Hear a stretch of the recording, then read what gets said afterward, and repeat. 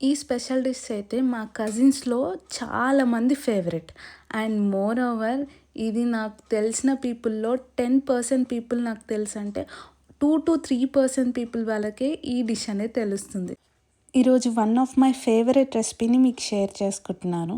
అదే కార్ల పున్నమి రోజు చేసుకుంటారు కదా! ఆ బెబ్బర్లనేవి ఇలా స్మూత్‌గా అయ్యేదాకా కుక్ చేసుకొని పక్కన పెట్టుకోవాలి.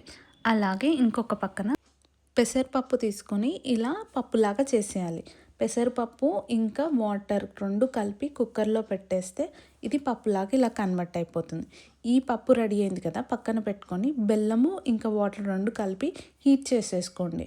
బాగా హీట్ అయ్యాక యాలకుల్ని బాగా దంచి దీంట్లో ఫ్లేవర్ కోసం అని చెప్పి యాడ్ చేసేయాలి. వేసిన యాలకులు అలాగే బెల్లం నీళ్ళు కూడా మంచిగా వేడయ్యేటట్టు చూసుకోవాలి. చూసుకున్నాక ముందుగా తీసుకున్న పప్పు ఉంది కదా! ఆ పప్పులో కొంచెం కొంచెం వేస్తూ బాగా మంచిగా కలపాలి. కలిపితే దీనికి సంబంధించిన స్వీట్ ఐటెమ్ అనేది మనకి రెడీ అయిపోతుంది.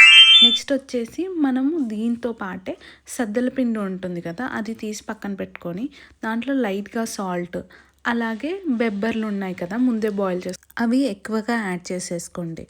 వాటిని యాడ్ చేయడం వల్ల మనకి తింటుంటుంటే మంచిగా నోటికి తగులుతూ ఉంటాయి. ఆ టేస్ట్ అనేది బాగుంటుంది. దాంతోపాటు బెల్లం వాటర్ కూడా వేసేసేయాలి. పక్కన స్టవ్లో ఇడ్లీ వెజిల్ పెట్టేసుకొని దానికి సంబంధించిన థింగ్స్ అన్నీ మనం ప్రిపేర్ చేసేసుకోవాలి. ఈ 2 షేప్స్ మీకు చూపిస్తాను చూడండి. ఈ 2 షేప్సే మా దగ్గర చేస్తారు. వీటిని కుడుములు అని చెప్పి పిలుస్తారనమాట.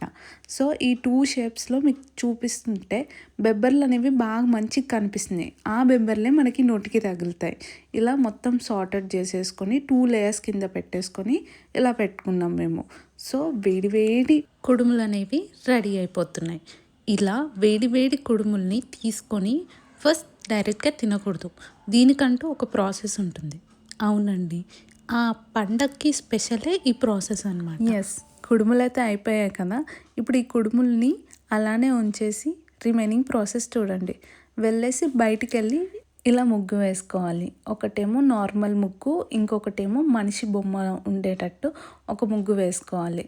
వేసుకున్న తర్వాతకి మనం ఇందాక చేసుకున్నాం కదా కుడుముల్ని, ఆ కుడుముల్ని తీసుకొని 3 టైమ్స్ 3 హాఫ్స్ లాగా ఇలా చిన్న చిన్న పీసెస్ చేసేసి ముగ్గు పైన ఒకసారి, ఇంటి పైన ఒకసారి, అలాగే వచ్చిన స్ట్రీట్ డాగ్స్కి వేసేసి, మన ఇంట్లో డాగ్స్ ఏమైనా ఉంటే వాటికి కూడా వేసేసి మౌత్ బాగా వాష్ చేసుకున్న తర్వాతకే మనం ఆ కుడుముల్ని ఆ పప్పుతో కలిపి అంటే ఆ స్వీట్తో కలిపి తినాలన్నమాట.